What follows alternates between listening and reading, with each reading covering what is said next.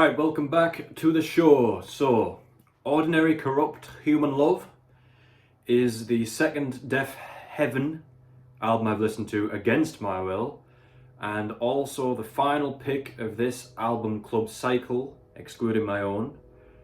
And I have to say, I think we've saved the best for last this time around. The two other Deafheaven albums I've heard, Sunbather and New Bermuda, I've not really been able to get into either of them fully. Now, New Bermuda I listened to something like 5 years ago, so I'm not exactly familiar with it at all anymore.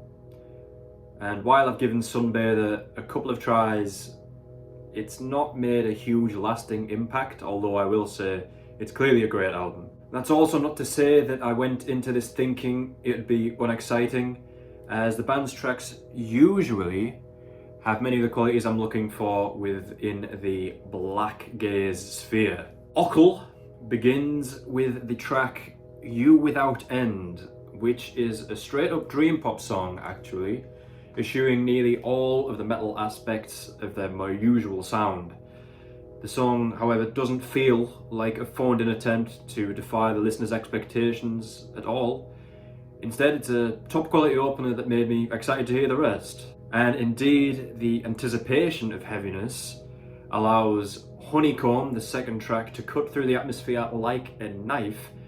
And as it began, I was already thinking this may be my favourite of the three, not even 10 minutes in. Before, I felt that Deafheaven songs are basically 10-minute walls of noise, but here restraint and variety are shown. I hear emotive chord changes all over the place, both here and for the rest of the album, and overall it's actually quite melodic, vocals notwithstanding. And speaking of the vocals, unfortunately they're my least favourite part of any Deafheaven project.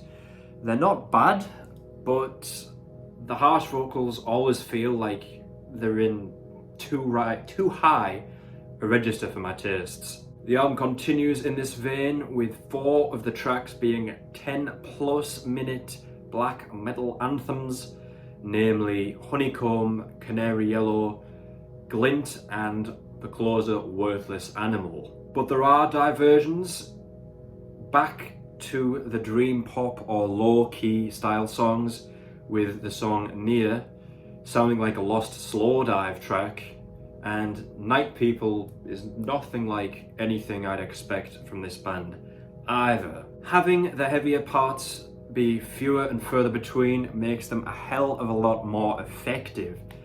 For example, the track Glint, which follows the dream pop Near, starts quietly and you almost forget that this is Deafheaven you're listening to. So when they do break into their usual black gaze sound, it has a massive impact. The album is not without flaw, in my opinion, as I feel that the shorter songs aren't necessarily excellent examples of dream or shoegaze, but merely competent attempts. So overall, this was certainly a worthwhile listen, and makes me think that if I gave Sunbather its third now, I would gain a greater appreciation, and it could have even unlocked the band for me. And though the thought of listening to yet another hour-long metal album didn't excite me all that much, this one has turned my frown upside down. Okay, 2018. Don't think we've had this year before, but once again, it's in the past 6 years. I've got a few I could pick from here, but I'll go with something I've actually only heard once, but it was very good.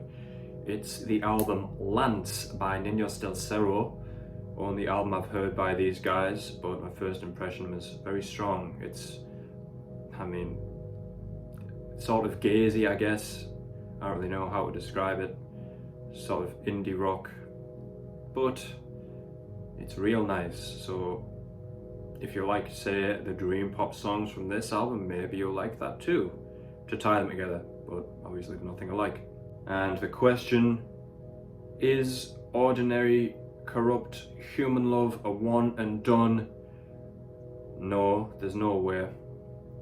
Although I might not be itching to listen to it like this afternoon, I would definitely give it another try. And if I were to listen to any of the 3 Deafheaven albums I've already heard again, it would be this one for sure. So a great pick. And that's that for this episode. So we'll see you next time with my choice